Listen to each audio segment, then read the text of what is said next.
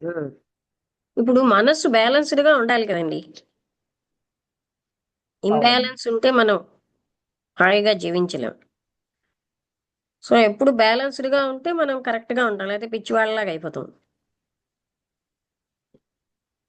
మన శక్తులు కోల్పోం, ఎనర్జీ అనవసరంగా వేస్ట్ అవుతుంది. అర్థమైందా? అర్థమైందమ్మా, అర్థమైంది. అది అవగాహన వల్ల వస్తుంది. మనం చెడు అనుకున్నది ఏమీ చెడే కాదు, మంచి అనుకున్నది మంచి కాదు. అవును. అవగాహన వల్ల మనకు వస్తుంది అనమాట. ఏది చెడు అనుకుంటాం, మన వస్తువు లేదా మన వాళ్ళు మనకి ఇంకేదైనా సోకాళ్ళు అవును. ఆ చెడు కొన్ని చెడు ఇబ్బంది. అనుకున్నవన్నీ నిజంగా చెడా అవును. అని మనం అవగాహన అవును. చేసుకుంటే అర్థమవుతుంది. అవును. అది ఆ క్షణానికి అనే విషయం గుర్తుపెట్టుకుంటే మళ్ళా తర్వాత మామూలుగానే ఉంటుంది. ముందు ఏంటంటే మనం ఇలాంటి ఇంబ్యాలెన్స్ అవడం వల్ల మన ఎనర్జీలు పోతాయి, మన శక్తి అంతా పోతుంది. అవును. అందుకని ఎప్పుడు కూడా బ్యాలెన్స్డ్ గా ఉండాలి అనేది దానికి జ్ఞానానికి బ్యాలెన్స్ గా ఉండడానికి సంబంధం. జ్ఞానం వస్తున్న కొద్దీ బ్యాలెన్స్డ్ గా ఉంటాం. అతి స్వల్ప ఓకే అమ్మా. విషయాలకి అంత ఎనర్జీ స్పెండ్ చేయం. అవును.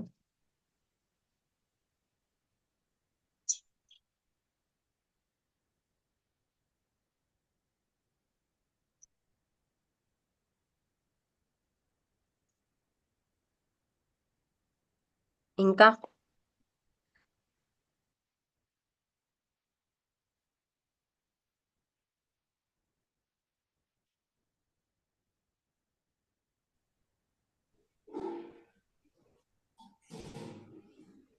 నమస్కారం అమ్మా.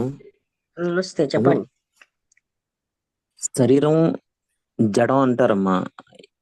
అయితే ఏదైతే దానికి మనం ఇష్టపూర్వకంగా అలవాటు చేస్తూ ఉంటామో అది వాసన రూపంలో బందీ అయిపోతుంది.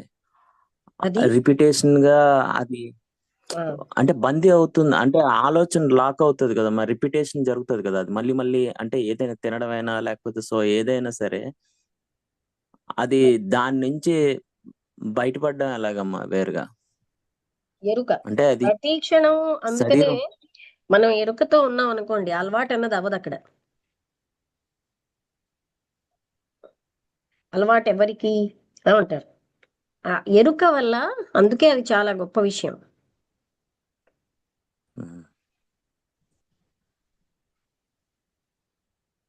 ఎప్పుడు అవేర్నెస్ తో ఉంటే ఒక హ్యాబిట్ అవ్వదండి. దేనికి అలవాటు అంటే బాడీకి కదా. ఉమ్. ఇప్పుడు ఏమీ లేదు, ఆ తత్వ విధానంగా అదే చెప్పారు. మీ ఇంట్లో ఈ పంచదారలో బోల్డ్ అంత పాయిజన్ ఉంటుంది. 2 రోజులు పంచదారలే టీ తాగితే 3 రోజుల నుంచి అదే బాగుంటుంది. అది జడం అంటే దానికి ఏ అలవాటు చేస్తే అదే ఆ అలవాటే లోనే అది రెడీ అయిపోతుంది.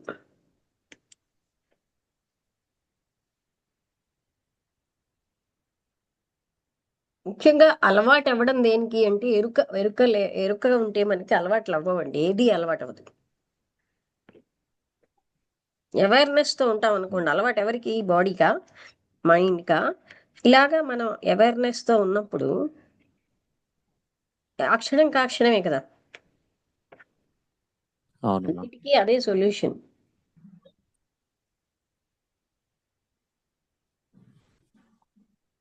అర్థమైందా? అవేర్నెస్ ఎలా అలవాటు చేయదు అని. అవునమ్మా.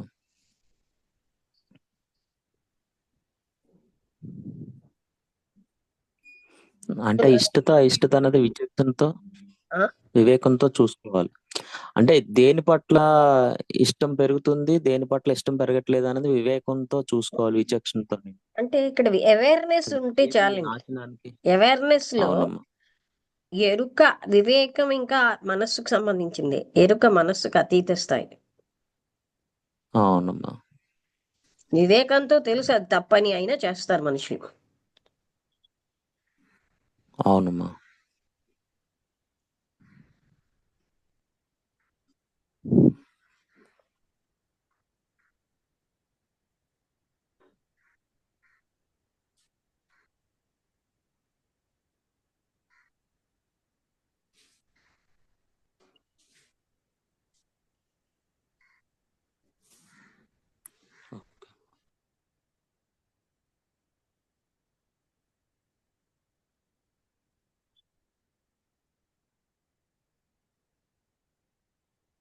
ఇంకేమైనా?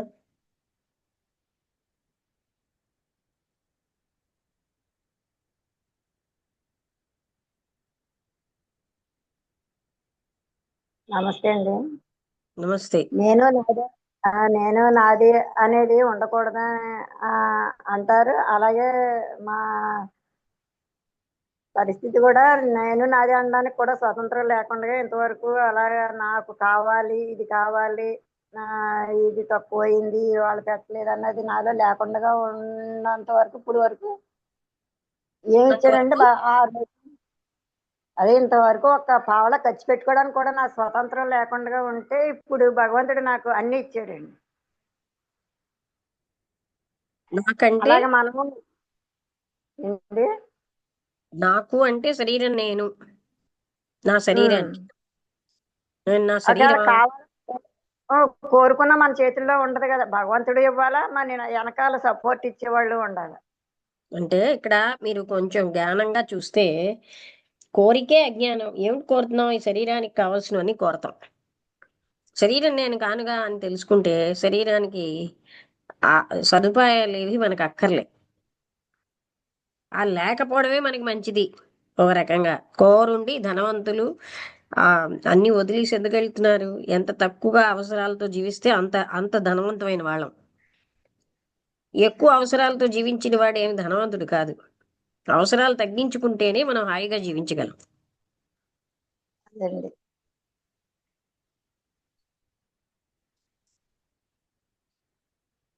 తల్లిదండ్రుల ఆస్తి, అత్తమామల ఆస్తి తీసుకుని గర్వంగా ఉండే కంటే మనం కష్టపడిందే మనకి నిలబడిలా స్వతంత్రంగా ఉండాలి కానీ. ఇంకా ఆస్తి ఇవన్నీ కూడానండి కొంచెం అజ్ఞానమే. ఎవడికి ఆస్తి అంటే ఆ, నాది నాది అనుకున్నది ఏమిటి? ఏది నాది? ఇలా అంటే ఆ, అంటే మీరు అనేది ప్రాపంచిక విషయంలో అలాగే మంచిదే, కానీ ఇంకా లోపలికి వెళ్తే నాదేమీ లేనే లేదు, నా భ్రాంతి తప్ప. మనకి లేనప్పుడు చిన్న చూపుగా ఉంటుంది, ఉన్నటప్పుడు వాళ్ళు మనం ఎలా కాదు కాదు, మీరు వాడుకోవాలన్నది. ప్రాపంచిక మనుష్యుల మైండ్ తో చెప్తున్నారండి. చిన్న చూపు అదండి. లేదండి. ధనం ఎక్కువగా ఉన్నవాడే ఏమిటైపోయేట? ధనం లేని వాళ్ళకి ఏం నష్టం? ఈ ధనవంతుడే తన అవసరాలు తగ్గించుకుంటున్నాడా? ఏం ఆధ్యాత్మిక మార్గంలోకి వచ్చిన వాళ్ళు. అందుకని అది కాదండి క్రైటీరియా. అది వాళ్ళ వాళ్ళ అజ్ఞానాన్ని బట్టి వాళ్ళు అలా అంటారు. మనం ఎందుకు ఆ అజ్ఞానం పులుముకోవాలి? అదే చెప్తున్నాను, లేదు కాబట్టి అందరికీ ఉన్నా నాకు ఏది లేకపోయినా అప్పుడు ఒకలాగా ఉన్నాను, భగవంతుడు నాకు అన్ని ఇచ్చాడు అంటున్నాను. నాకు మనం ఎప్పుడూ నిజంగా ఒకలాగే ఉండడం ఏంటండి? ఎప్పుడూ ఒకలా ఉండం. మనం క్షణక్షణం మారుతాం. మన అంతరంగంలో మనలో అది మనకి ఇక్కడ ఆధ్యాత్మికతలో కావాల్సింది ఏంటంటే ఆ ఉన్నా ఒకే శరీరం కదా. మీకు 4 ఇళ్ళు ఉన్నా ఒక్కింట్లో ఒకసారి ఉంటారు. ఆప కొద్దీ అదండి. గడిస్తారు. భ్రాంతి ఉండకూడదు. అది కాదు, మీరు నిజంగా 4 ఇళ్ళున్నా ఒక్కింట్లో ఒకసారి ఉండగలరు. ఉమ్. 4 శరీరాలుగా అవలేరుగా. సరే 10 బస్తాలు బియ్యం ఉన్నా మీరు తినేది మాత్రం 4, 5 అంటే ఓ చెంచాలు అంటే గరిటెలు అన్నమే కదా. మరి అలాంటి ఆపెందుకు మనకి? బంగారం ఉన్నా బంగారం తినలేం కదా. ఇదంతా కూడా మనిషి యొక్క దురాశ అండి. అవునండి. తనేదో 10,000 సంవత్సరాలు ఉండిపోతానని ఆర్జిస్తారు. ఎవరు ఉండరు కదా.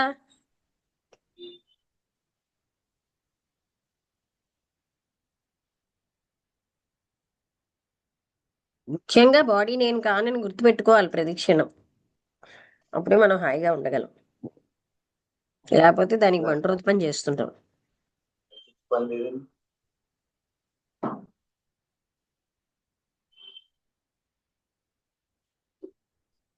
మనం ఎవరికి బంట్రోతు కావంటాం. మనం పెద్ద బంట్రోతులమే మనస్సుకి శరీరానికి.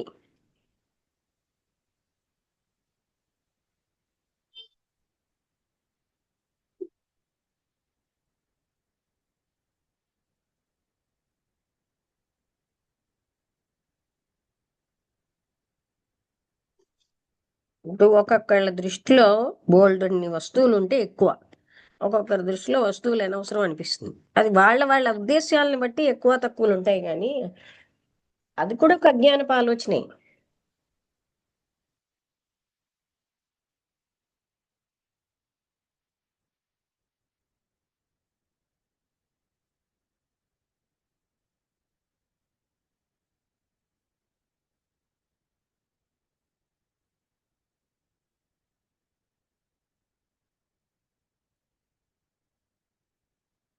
ఇంకా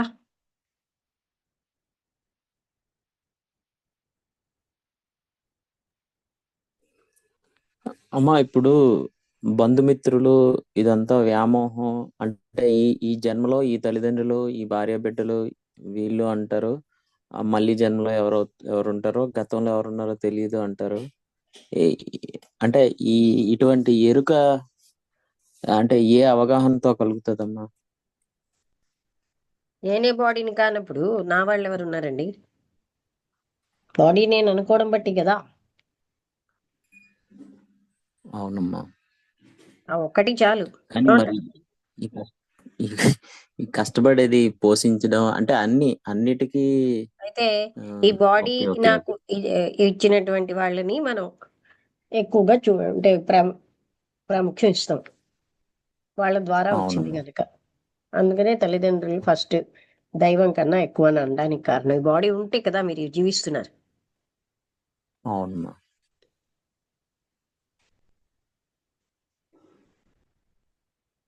వాళ్ళు సరదా కన్నా మనకి బాడీ ఇచ్చారన్న కృతజ్ఞత మనకి వాళ్ళ వల్ల అని. అది అవునమ్మా. ఇంకోటి ఏంటంటే బాడీ నేను నా అనే దాని వల్ల ఈ చికాకులన్నీ ఎక్కువైపోతున్నాయి. అంటే వీళ్ళు నా వాళ్ళు, వీళ్ళు పరాయి వాళ్ళు, ఇదంతా కూడా మిథ్యా జ్ఞానమే. ఉమ్, అవును.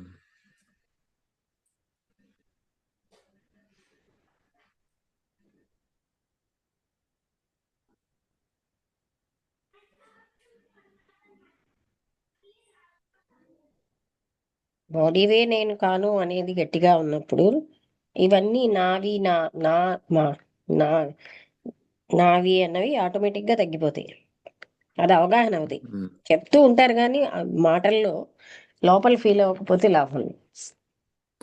అవునమ్మా.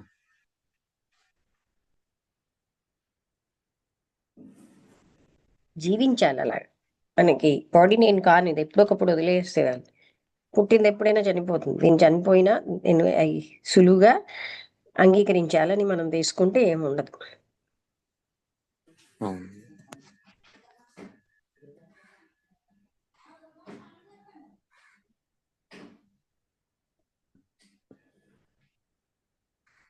మనకి ఎన్నో పనిముట్లు ఉంటాయి పని చేయడానికి. అలాగే ఇది జీవం ఉన్న పనిముట్టు ఇచ్చాడు పరమాత్ముడు.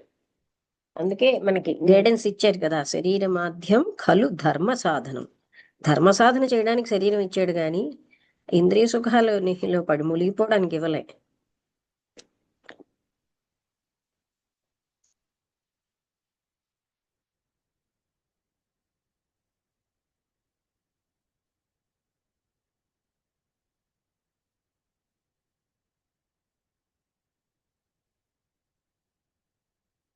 ఇంకేమైనా రమణ, మీరెవరైనా అడుగుతారా? భాగ్యలక్ష్మి ఇంకా గారు ఏమైనా మాట్లాడతారా? అడుగుతారా రమణ? లేదమ్మా, ఆ. అడుగుతాం. భాగ్యలక్ష్మి గారు మాట్లాడతారా ఏమైనా?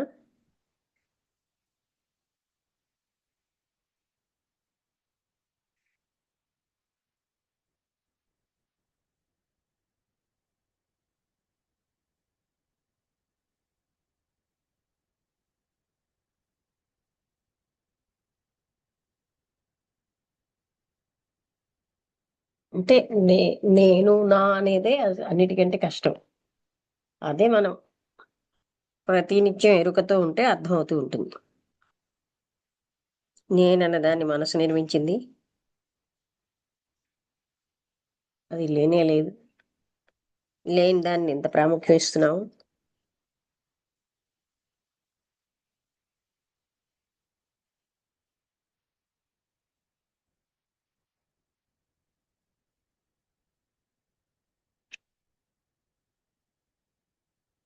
ఇంకా ఎవరైనా మాట్లాడతారా?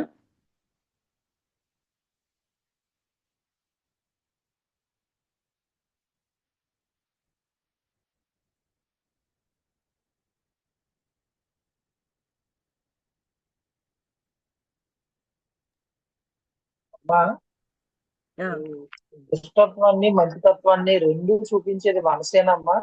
లేకపోతే అంటే ఒకసారి ఏదైనా ఆ చెడు ఆలోచనలు వస్తున్నాయి అనుకోండి అమ్మా, దాని ప్రభావం ఎక్కువైపోతున్నప్పుడు ఆ పని చేయడానికి వెళ్తూ ఉంటాం అనుకోండి.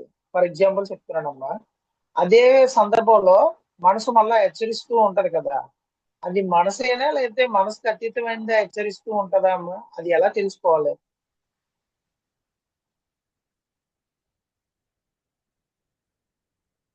అంటే మంచిది, మంచితత్వాన్ని అంటే మంచి, అంటే ఇప్పుడు ఏదైనా ఒక పని చేస్తున్నాం అమ్మా, అది చెడు పని అనుకోండి, దొంగతనం చేస్తున్నాం అనుకోండి ఫర్ ఎగ్జాంపుల్, అది ఉమ్, దొంగతనం చేసేది మంచిది కాదు అని ఒక పక్క చెబుతూ ఉంటది. అంటే ఒకసారి చేస్తున్నప్పుడు అది చేసేయాలి చేసేయాలి అని అనిపించింది అనుకోండి, ఆ రెండు చెప్పేది మనసేనా లేకపోతే మనసుకు అతీతమైనది ఏమైనా మనకి తెలియజేస్తుందా అనే విషయం అమ్మా. ఆ రెండు చెప్పేది అదేనా? మన మన లోపల కొన్ని పుట్టుక నుంచి పెరిగాం కదండి, కొన్ని మంచివి కొన్ని చెడ్డవి అని వాటిలో. అవునా? అవునమ్మా. అవునమ్మా. అవి పనిచేస్తుంది. దాన్ని మనం అంతఃకరణ ఉమ్. అలా అంటాం. అంటే లోపల నుంచి ఈ సమూహం అంతా పనిచేస్తోంది. మన పెంపకం, మన సాంప్రదాయం, అవన్నీ మన మీద ప్రభావం, అవును. మనం తిరిగే సాంగత్యాలు, ఇవన్నీ కలిపి పనిచేస్తాయి. ఇప్పుడు మీరు డ్రంకర్డ్ సాంగత్యంలో ఉన్నారనుకోండి, డ్రింక్ చేస్తే తప్పు ఆ, లేదనిపిస్తుంది. మీరు మంచి వాళ్ళ సాంగత్యంలో ఉంటే ఇది ఇంత తప్పు పని ఎందుకు చేయాలనిపిస్తుంది. అసలు ఇవన్నీ మనం నిర్ణయించుకున్నవే అవును. మనకి మన మీద పనిచేస్తాయి. ఆల్రెడీ ముందుగా ప్రిపేర్ చేసుకొని ఉన్నవే. ఉమ్, అసలు అందుకనే వ్యాసుడు ఏం చెప్పాడు? పరోపకారాయ పుణ్యాయ. అంటే ఇతరులకి ఉపకారం చేసేది ఏదైనా మంచిదే, అపకారం చేసేది ఏదైనా పాపమే.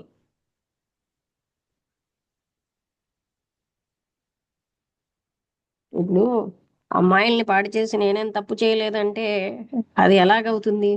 ఏమంటారు? అవును. అది అవును. అవును. అది అనుకుంటే అంటే అయిపోతుందా? ఆ క్షణంలో మనకి ఉమ్. హెచ్చరిస్తూ ఉంటది కదమ్మా లోపల, ఆ ఇది క్షణంలో కరెక్ట్ కాదు అది, కానీ తర్వాత కూడా అది రాంగ్ కాదు రైటే అనే దాని వాళ్ళకి మరి ఇంక ఆ, ఎప్పుడు అలాంటి దాంట్లోంచి ముక్తి లభించదు. అవునండి. అవును. అది రైట్ ఎలాగవుతుంది చెప్పండి? రైట్. రైట్ భార్యతోనే అవ్వదమ్మా. టూ మచ్ చేయొద్దని చెప్తున్నప్పుడు అవును. పిల్లలు పుట్టిన దగ్గర నుంచి ఆ సెక్స్ వదిలేయాలని చెప్తున్నారు శాస్త్రాల్లో, ఏంటి మనకి కూడా అవును. ఆరోగ్యపరంగా. అవునమ్మా.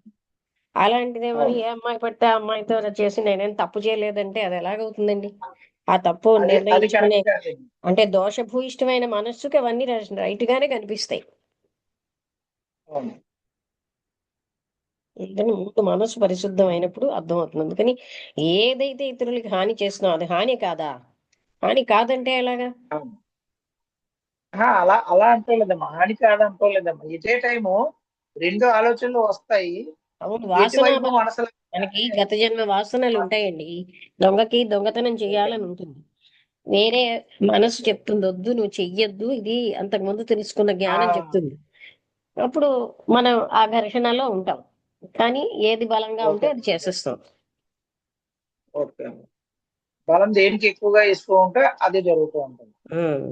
ఇవ్వడం ఏమిటి, ఆ వాసన బలాలు చాలా ఉంటాయి కదా, వాటిని మనం, అందుకని ఆ వాసనా బలాన్ని అధిగమించడానికి కృష్ణమూర్తి గారు ఏమన్నారు? అవేర్నెస్ తో చూసుకోమంటున్నారు.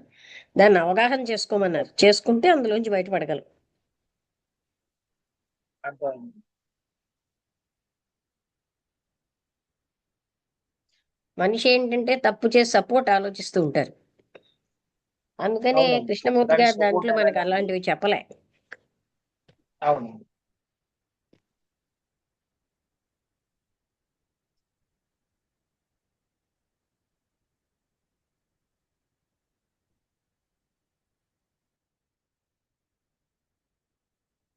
సపోర్ట్ రావాలి అని ఎలాంటి వాళ్ళ దగ్గర వస్తుంది? అలాంటి దుర్మార్గుల దగ్గరే వస్తుంది. అవును.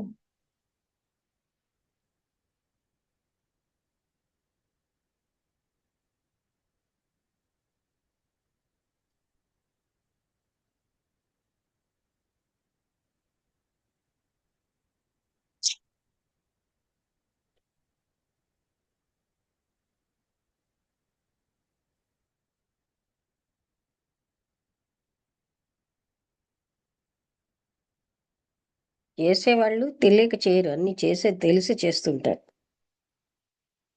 వాళ్ళ పెద్ద మనుషులుగా చలామణి అవ్వడానికి రకరకాలుగా మనస్సు తోటి మోసం చేస్తూ ఉంటారు. మనసుకి ఆత్మవంచన అన్న లక్షణం ఒకటి ఉంది కదా, నేను చేసింది రైటే అనుకుంటా తన్ని తాను ఇతరుల్ని మోసం చేస్తూ బతకడం, దానివల్ల అందులో కూరుకుపోతూ ఉంటారు తప్ప ఇందులోంచి బయటపడడం కష్టం. అందుకనే అటువంటి లక్షణాలు ఉన్న వాళ్ళు గబుక్కుని పైకి రాలేరు. అంటే ఆత్మతత్వం ఎక్కడొస్తుంది వాళ్ళకి?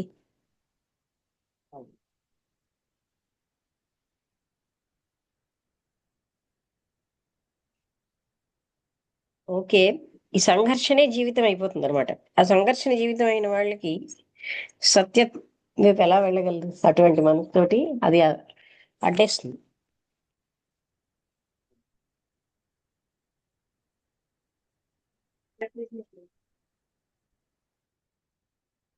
అయితే ముగించేద్దామా? ఇంకేమైనా ప్రశ్నలు ఉన్నాయా? కదా. లేవమ్మా, నాకైతే లేవు. ఎవరైనా అడిగితే ఉమ్. ముగించేద్దాం అయితే. 8:30 ఎలాగా అయింది. ఓకే.